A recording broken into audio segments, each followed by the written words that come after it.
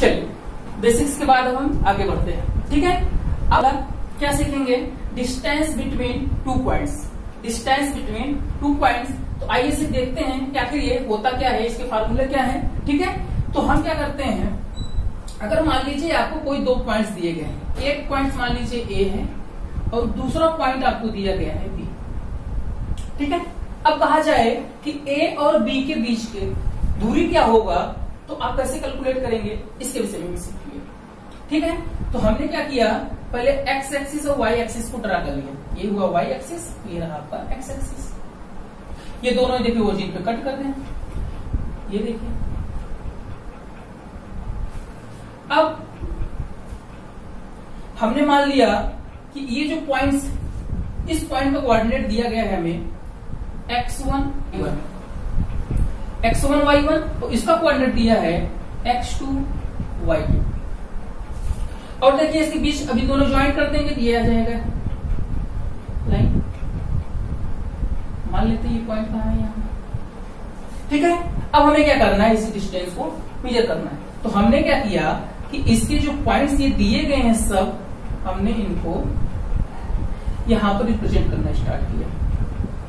ये देखिए, तो अगर आप देखेंगे तो हॉरिजॉन्टली एक्स एक्सिस पर ये x1 है, ये तो डिस्टेंस है। हॉरिजॉन्टली एक्स एक्सिस पर ये क्या है, x2 है, ठीक है। अब अगर y एक्सिस की बात करें तो यहां से देखिए ऐसे, ये क्या है आपका y1, और यहां से देखें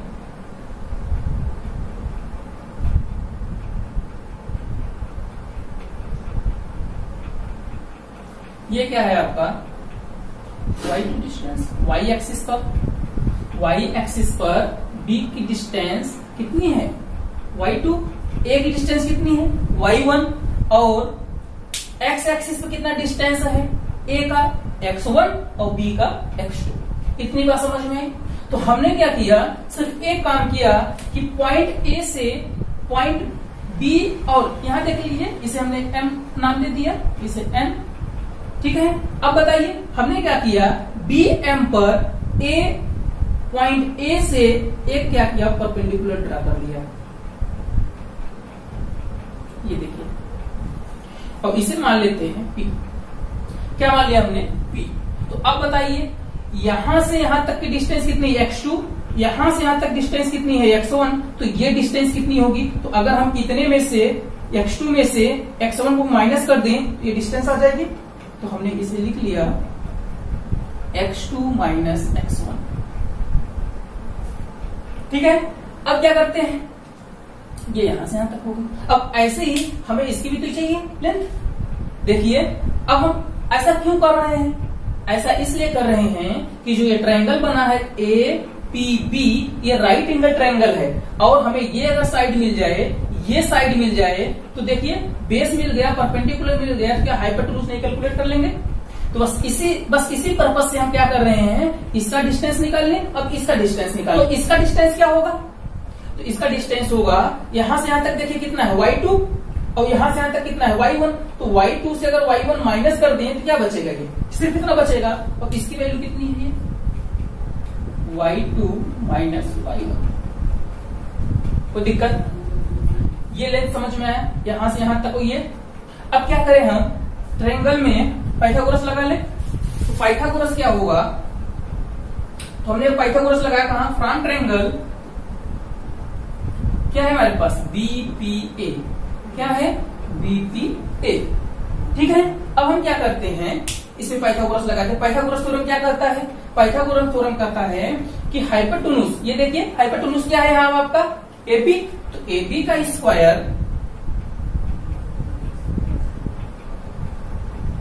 इक्वल टू बेस का स्क्वायर। अब बेस क्या है हमारा, अब चाहे बेस इसे ले लीजिए चाहे इसे ले लीजिए, कोई फर्क नहीं पड़ता, ठीक है। इसे लेंगे बेस तो ये परपेंडिकुलर हो जाएगा, ये बेस लेंगे तो ये परपेंडिकुलर हो जाएगा, और दोनों को ऐड करना है तो कोई खास मतलब नहीं है। तो AP का स्क्वायर प्लस BP का स्क्वायर, कोई दिक्कत यहां तक। बस अब क्या करें, AB वैल्यू हमें निकालनी है, और AP, और देखिए ना ये AP की वैल्यू है, और ये जो दिया गया किसकी वैल्यू है, बी, बीपी की। यहां पे रख देते हैं, तो ए बी, देखिए इधर स्क्वायर है, इधर अंडर रूट हो जाएगा, ये देखिए अंडर रूट हो गया। एपी की वैल्यू कितनी है, x2 माइनस x1 का स्क्वायर, भाई एपी की स्क्वायर है कि यहां भी स्क्वायर हो जाएगा, प्लस इसका क्या हो जाएगा, y2 माइनस y1 का स्क्वायर अंडर रूट। यही हमारा क्या हो जाएगा formula. Formula in sense distance between 2 points A and B, जिसके कोऑर्डिनेट क्या है, x1 y1 और x2 y2। कोई दिक्कत किसी को समझने में? क्या होता है डिस्टेंस बिटवीन 2 पॉइंट्स, क्या होता है, देखिए कोऑर्डिनेट दिए गए हैं, तो x2 में से x1 घटा के स्क्वायर कर देंगे, फिर y2 से y1 घटा के स्क्वायर कर देंगे। इतना याद रखिएगा कि x1 के साथ x2 ही घटेगा और y2 के साथ y1 घटेगा, इतना याद रखेंगे। तो देखिए यहां से क्या फार्मूला बना, A B equal to under root x2 minus x1 का whole square plus y2 minus y1 का होल स्क्वायर। कोई दिक्कत नहीं हुआ समझने में? आइए एग्जाम्पल लेते हैं, सारी बातें क्लियर होंगी। चलिए एक एग्जाम्पल लेते हैं।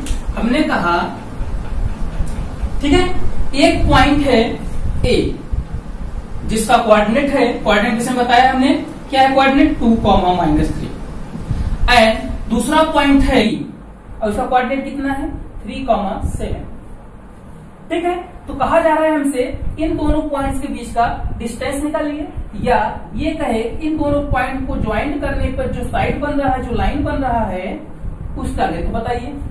ठीक है, तो क्या होगा ए बी इक्वल टू, हमने देखिए फार्मूला लिखा है, तो यहाँ पे सारी बस इसे लेट करना है आपको। इसे मान लीजिए x1 y1 है, इसे x2 y2 मान लीजिए। ठीक है, फिर वैल्यू फार्मूले में पुट कर दीजिए। तो यहां से देखिए x1 कितना है 2, x2 कितना है 3, y1 कितना है -3 और y2 कितना है 7। सारी वैल्यू पुट कर देंगे फार्मूले में। तो आइए रखते हैं, तो देखिए ए बी इक्वल टू क्या हो जाएगा, अंडर रूट x2 कितना है, x2 3 है तो 3 रख देते हैं, माइनस x1 कितना है 2 तो 2 रख देते हैं होल स्क्वायर, प्लस y2 कितना है 7 रख देते हैं, माइनस y1 कितना है -3 तो -3 का होल स्क्वायर। ये हो गया। अब देखिए क्या हो गया, ये अंडर रूट 3 में से 2 गया 1 का स्क्वायर 1, प्लस अब यहां देखिए क्या है, यहां पर 7 माइनस माइनस प्लस हो जाएगा, 7 प्लस 3 का होल स्क्वायर। ये कितना आ जाएगा आपका 1 प्लस 7 और 3 10 का स्क्वायर 100। ये देखिए 100 इक्वल टू कितना आ गया 101 यूनिट। तो इनके बीच का डिस्टेंस मतलब ए बी इक्वल टू कितना आ गया, ये देखिए।